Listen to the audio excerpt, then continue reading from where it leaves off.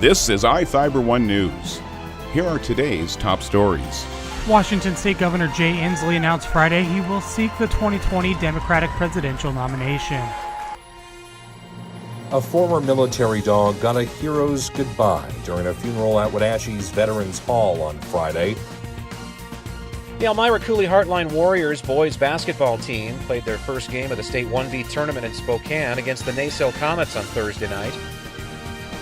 The top two teams in the state 1B boys basketball tournament went head-to-head on Thursday evening inside the Spokane Arena.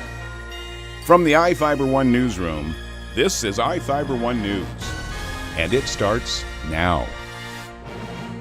Washington State Governor Jay Inslee announced Friday he will seek the 2020 Democratic presidential nomination.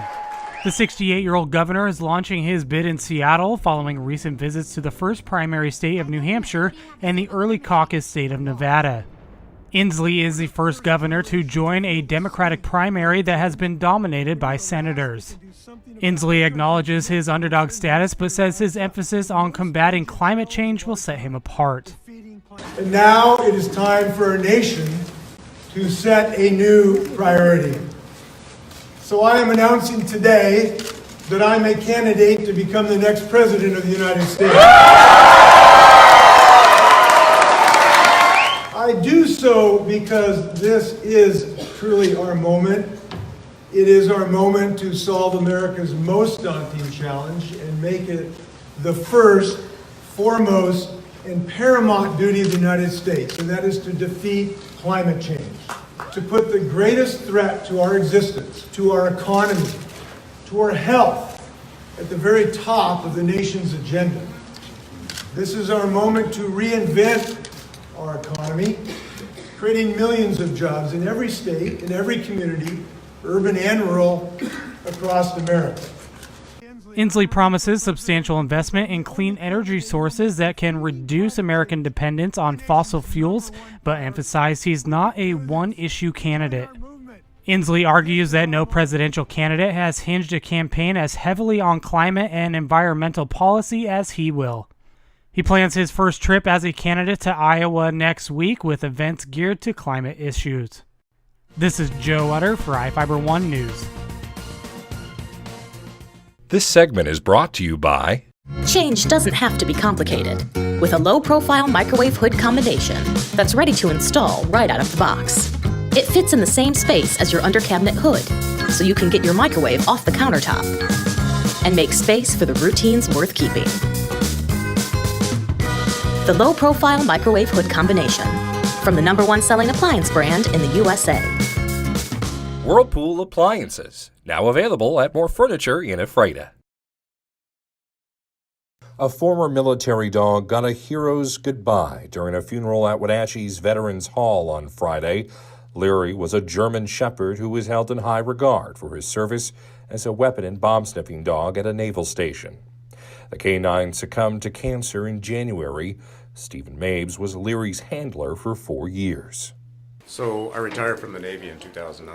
I was an explosive detection dog handler when I retired, and got hired by the DOD police and went through the academy over there, and I was hired as a dog handler. So they introduced me to Leary, and we just went from there. We went through training. We got stationed on Naval Station Everett, and we just did, a lot of inspections, vehicle inspections, building inspections, warehouses, doing everything we could to keep the base safe from any would-be evildoers, I guess you could say. Yeah. You build a really close bond with these dogs because you're, the nature of what it is that you're looking for, and the mission is to try to, protect lives and save lives. So to us, these are more than just dogs. These are our partners, our friends. Stephen's father, Robert Hansen of East Wenatchee, adopted Leary when he retired from the military due to a degenerative spine issue.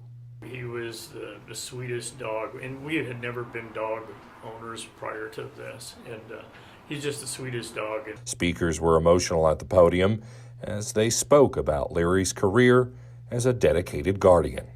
Leary conducted over 4,000 hours of inspections both on board vessels and within all of Naval Station Everett's area of responsibility. He achieved 0 incidents and scored outstanding marks every year during the Naval Criminal Investigative Service, also known as NCIS. There are a lot of people out there who would wonder why we're doing this and wouldn't understand why we take the time to honor a dog. That's because they don't understand the bond that's formed between a military or a police dog and its handler. These dogs are more than just a dog. These dogs are trained to save lives. Countless hours are dedicated to that mission. I've seen firsthand what these dogs are capable of, and it's nothing short of incredible. On behalf of the President of the United States Navy, and the citizens of our great country, I honor you with this flag, dedicated to the service and protection of liberty fighters.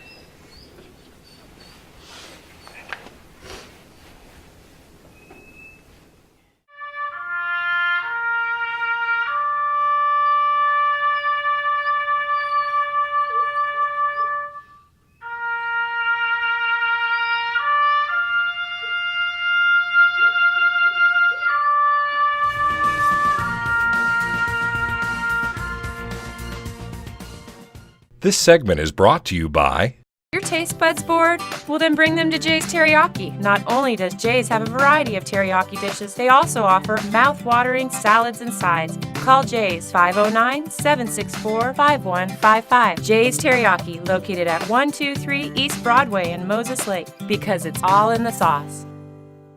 The Elmira Cooley Heartline Warriors boys basketball team played their first game of the State 1B tournament in Spokane against the Naysale Comets on Thursday night. In the contest's first 3.5 minutes, the Comets' three-point shooting made a deep impact on the scoreboard and helped them jump out to a big lead by scoring 11 of the game's first 13 points.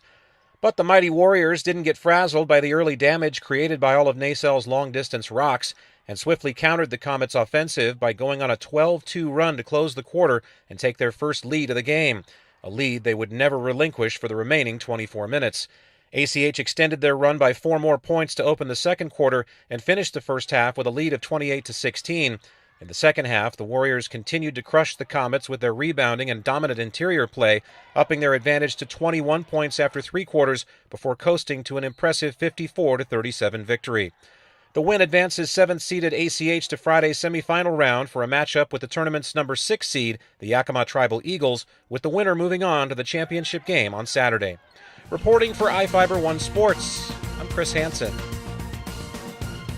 The top 2 teams in the State 1B boys basketball tournament went head-to-head on Thursday evening inside the Spokane Arena when the number 1 seeded Sunnyside Christian Knights battled the number 2 seed Odessa Tigers. Sunnyside Christian came out blazing right from the opening tip, scoring the contest's first 8 points before Odessa finally started knocking back some shots of their own to keep pace. The Knights had the Tigers doubled up at the end of the first quarter by the score of 22-11, but Odessa, who played with their usual brand of scrappy tenacity, managed to narrow the margin to only 4 points by halftime.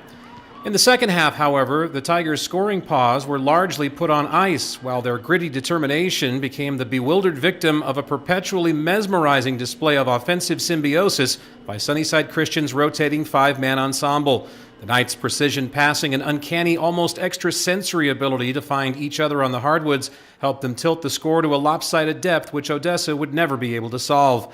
Sunnyside Christian pushed their lead to 16 points by the end of 3 quarters and went on to win by the final count of 66-49.